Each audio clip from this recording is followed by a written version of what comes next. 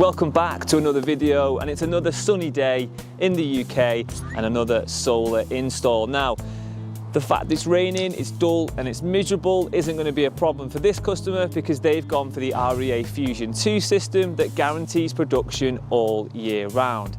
And we've actually got Michael from REA all the way over from Australia. He's the owner of the company that produces these panels. He's come over today to come and see this property and to talk you through how his system works. Now, this is a pretty impressive property with a pretty impressive array.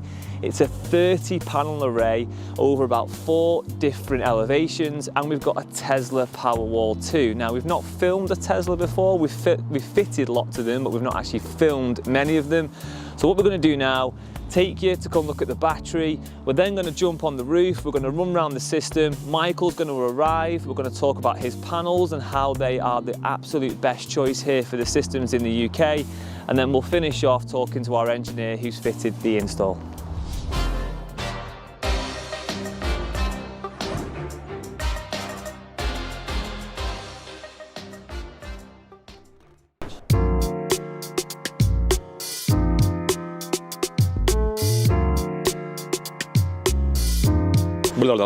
Okay, so just to run you through this job and to give you an idea why it's been designed in the way it's been designed is what we try and do at Heatable is give sort of full day generation.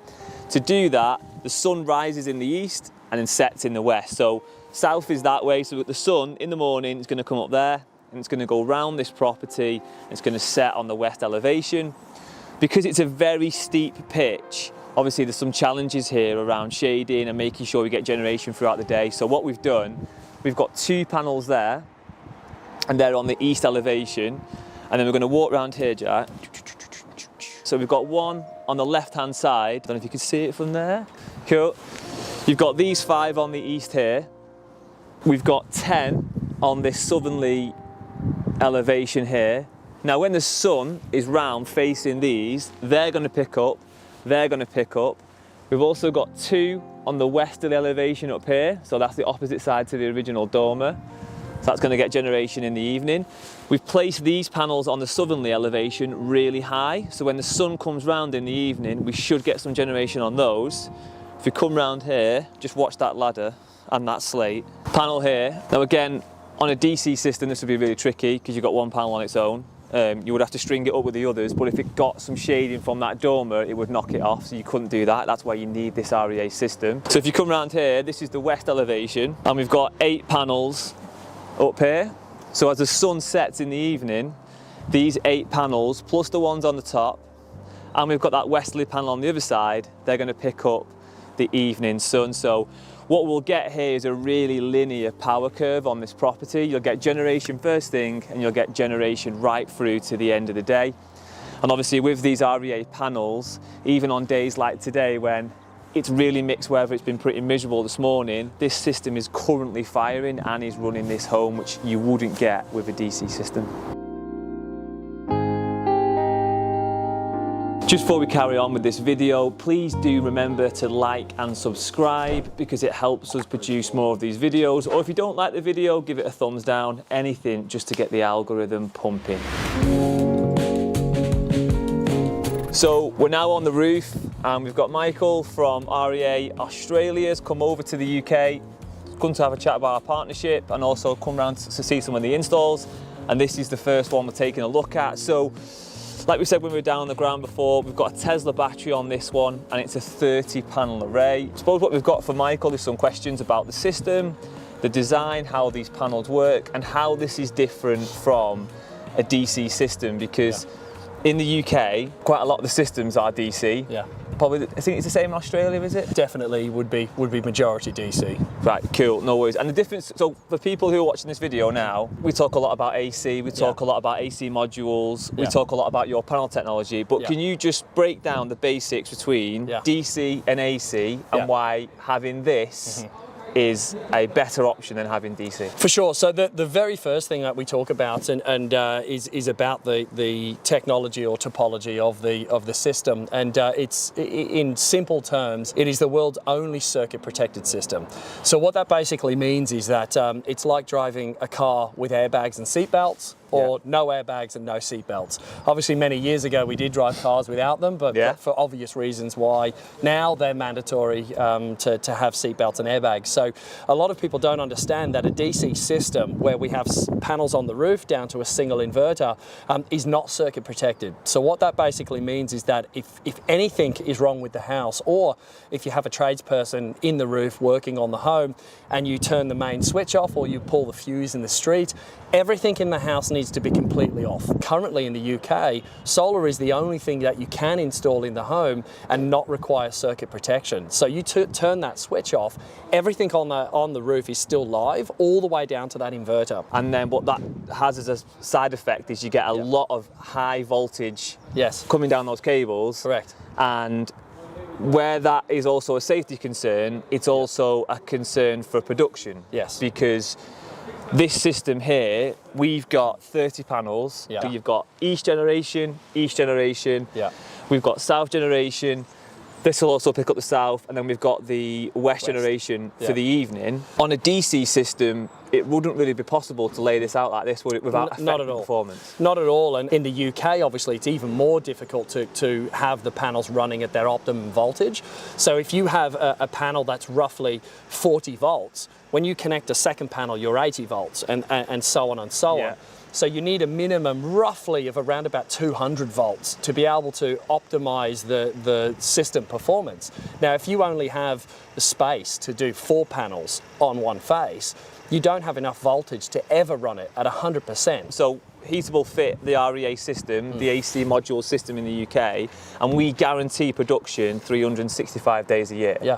Whereas on a DC system, you couldn't do that. One panel operates at roughly 40 volts, but we can operate down to around 12 volts. So what that means is that days like today, every panel operating independently, they can still produce some energy and convert that into the home, when again a conventional system needs a minimum amount of voltage just to operate. So in this sort of light, for a DC system, those panels on that west side now, in the east side, sorry, in the morning, they're not going to fire. No. Whereas this system is now producing energy. What we noticed, because we've got some DC systems on the system, really bad days, the DC systems don't turn on. The AC systems, your system does turn on, but when the DC systems are on, yours turns on earlier and then stays on for about 40 minutes longer. Is that just the panel efficiency, or why would it stay on? So essentially there's a few things within the system. The first is obviously the technology where it operates at what we call individual maximum power point tracking. So again, the inverter tracks the whole system together. We track every panel independently. So we have a bigger window or operating window within the microinverter to be able to convert the energy. The second thing is the bifacial panel. So we have a clear glass bifacial module, which means that we're activating the cells on the front and on the back. So we're getting that refractive and oblique light to again keep the voltage as high as possible, keep the microinverter underneath on as long as possible, generate more energy. So when people think about bifacial panels, they think about a very binary through the clear section and bouncing back. It's not. It's the power of the radiation traveling through the sets of cells. Correct. That's collecting it. It's about it's like having more sticky surfaces to be able to activate those electrons through photosynthesis, and for us to be able to do that as much as possible increases the overall system performance. So in Australia, where we have almost perfect weather, we generally see between 25 and 30% more performance on the identical phases. Every single panel that comes out of the factory is differently rated. So most other manufacturers have a plus or minus 3% power tolerance. It can be plus or minus 3% of that panel rating. We're only plus %. So if you have 10 panels, you might have 3 or 4 panels that are overperforming, but in a conventional system, it operates at the lowest performing panel. So if you have overperforming panels, if you have, like in Australia, the center panels will operate hotter, which means we have a reduction in the performance, it will drag the whole system down. When with the AC system or the REA system, you get the maximum efficiency or performance capability of every panel independently, because they're all added up together. Standard panel would overheat and then the coefficiency would drop. But because they're all connected in series, the inverter's maximum power point tracker needs to take the lowest panel and add the them all up at that lowest panels rating, when we don't. We can have super performing panels and panels that are performing just above average, and they can all be added up. Yeah, we sort of market it like every panel's its own power plant. It's a panel and an inverter in one. They come as a unit. Yeah. And that unit is fully independent of the rest of the system. So on here now, if this one was clipping some shade, south, when the sun is coming south now, this dormer here is going to cover this first panel. Yeah. It's not going to drag down the rest of the array. That's right. So that's 25 years it's warranted for. So when you're making an investment and you look and say, well, you've still got all these ancillary costs a part of your job if someone's doing it properly. Obviously, Heatable do a high standard of service and we have a high quality job. So every job should look like this if you're using someone else. But these costs are still here, whether you're using a cheap DC panel and a cheap inverter than it is to use a premium bit of kit and have the performance on a day like today, where we've just, granted the sun's just come out for a moment, but it's pretty much miserable everywhere else. Yeah. Your DC system's not turning on. No. This is producing power and currently running the home. No single point of failure. So what that means is if there is a panel issue, say to birds pooing on a panel or something like that, then it's not going to affect the performance of the system. If there's an issue with the battery, if there's an issue with a microinverter, again, that only affects that one panel. With a conventional system, you're producing nothing. So if you're generating, say, 20 kilowatt hours per day, our system, if one panel goes down, might be producing 19 kilowatt hours. You wouldn't even notice it. With a conventional system, you're going to produce 0 every single day that system's down.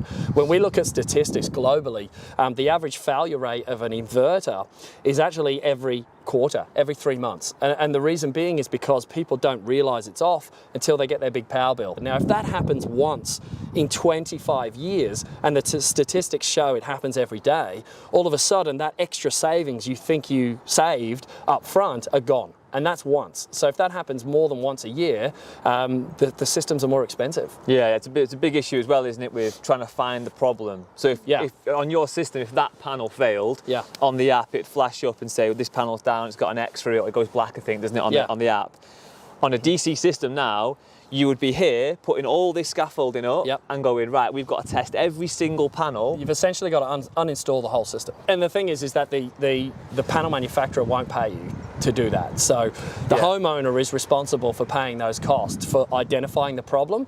Once the problem is identified, then it should be covered under warranty if you can prove it as well. So what we have found in experience with other panel manufacturers is that they require the data from day one to be able to benchmark how the panel performed. We can provide that data in 5-minute increments from day one to 25 years or whatever.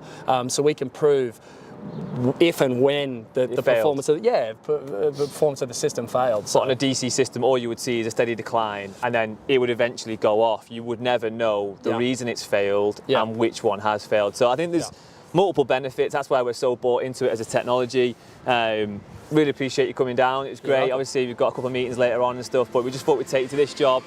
It's an interesting job. We're going to walk around now, probably finish off filming the battery. We'll take a look at the app once it's live, and then we'll catch you from there. Sounds good. All right. So we hope you enjoyed that video. It might have been a bit long because Michael wanted to tell you all the features of his panel. If you've got any questions for Heatable or Michael from REA, then leave a comment below. And obviously, if you're in the market for solar or you want to get a quote to see how much it's going to cost and how much it could save, then go over to heatable.co.uk and we'll be able to give you a fixed online price.